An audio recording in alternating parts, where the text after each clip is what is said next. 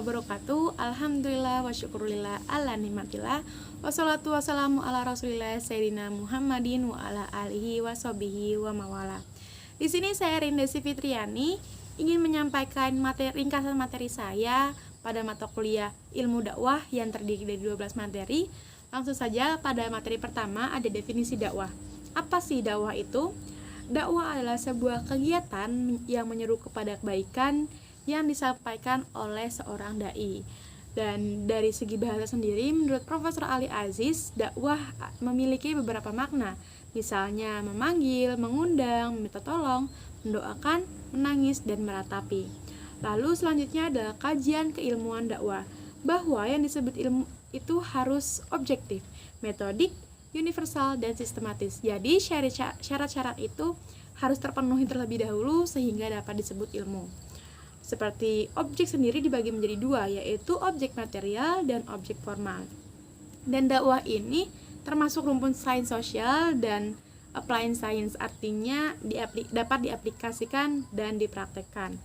Jadi disimpulkan bahwa dakwah itu tidak bisa berdiri sendiri, karena diibaratkan dakwah itu sebagai atap, berarti mempunyai tiang-tiang penyangganya. Artinya ada keilmuan-keilmuan yang menyokong atau mendorong bahwa dakwah itu berjalan, seperti ilmu komunikasi, ilmu retorik, psikologi, dan lain-lainnya. Lalu materi selanjutnya adalah sejarah perkembangan dakwah. Tahap perkembangan ilmu dakwah sendiri terbagi menjadi 3. Yang pertama ada tahap konvensional atau tradisional, di mana dakwah hanya sebagai kegiatan dakwah semata dan hanya berdasarkan pengalaman orang per orang. Dan yang kedua ada tahap sistematis, yang di sini mulai dilakukan diskusi, pertemuan-pertemuan, dan dikaji lebih dalam. Dan yang ketiga ada tahap ilmiah, di mana dakwah ini berhasil tersusun sebagai ilmu pengetahuan. Lalu materi selanjutnya ada hakikat dakwah, yang dibagi menjadi 3 kajian atau subjudul. Yang pertama adalah sifat-sifat dasar dakwah, yang pada buku Profesor Ali Aziz terbagi menjadi beberapa bagian. Yang pertama ada dakwah bersifat persuasif, dan yang kedua dakwah ditunjukkan pada pemeluk agama Islam dan non-Islam, dakwah bersifat anamnesis, dakwah bukan dengan pembawa psikotropik, dan dakwah bersifat rasional. Lalu yang kedua sendiri ada fungsi dakwah menjadi misi Islam agar tercapainya rahmat semesta alam atau rahmatan lil alamin.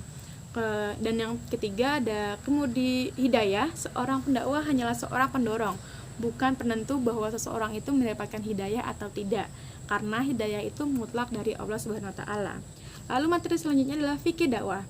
Pendakwah atau dai dalam dakwah secara teoritik dibagi menjadi 3. Yang pertama ada dai yang mujtahid, yang kedua ada dai mutabik, dan yang ketiga ada dai muqallid. Pada surat An-Nahl ayat 125 disampaikan ada cara-cara berdakwah yang disebutkan bahwa dakwah dengan hikmah, dengan muidu hasanah, dan dengan mujadalah. Lalu materi selanjutnya adalah prinsip-prinsip dakwah. Prinsip dakwah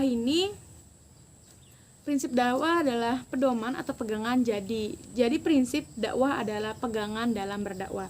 Di dalam yang terbagi menjadi 5. Yang pertama memberi keteladanan sebelum berdakwah, mengikat hati sebelum menjelaskan, mengenalkan sebelum memberi beban, dan dalam perbebanan harus bertahap.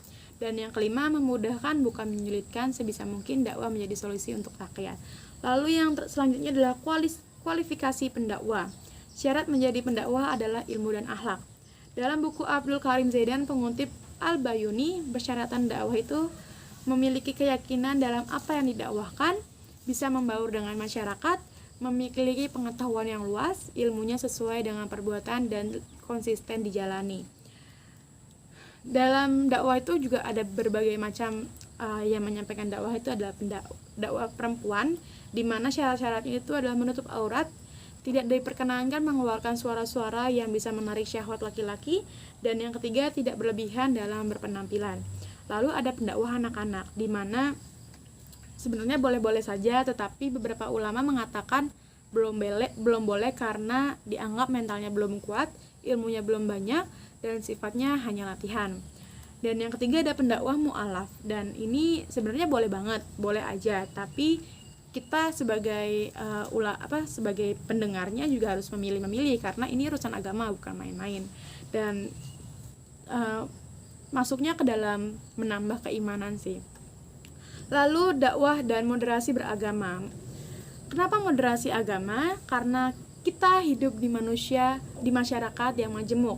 Kita memiliki tanggung jawab untuk menjaga harmonisasi sosial karena perkembangan paham ekstrim di berbagai lini sosial yang mengancam seni-seni kebangsaan. Lalu mitra dakwah adalah menyimak dakwah adalah bagaimana cara kita menghadapi mat'u dengan bagaimana menggunakan bahasa mat'u sendiri. Prioritas mitra dakwah ada 5, yaitu keluarga, orang sepuh atau lanjut usia, pemimpin yang mempunyai kekuasaan, mukallaf dan mu'alaf. Pesan dakwah terbagi menjadi 3 bagian, yaitu pesan akidah, pesan syariah, dan pesan akhlak. Lalu yang terakhir ada efek dakwah. Efek dakwah tidak bisa instan, namun harus ada tahapannya. Yang pertama adalah tahapan kognitif atau dari cara berpikir. Yang kedua tahap efektif atau perubahan sikap. Dan yang ketiga ada tahap pola tingkah laku, di mana pada perubahan tingkah laku misalnya seperti yang awalnya jarang sholat menjadi rajin sholat, seperti itu. Demikian ringkasan yang saya sampaikan, kurang lebihnya mohon maaf. Wabillahi taufiq wal hidayah. Wassalamualaikum warahmatullahi wabarakatuh.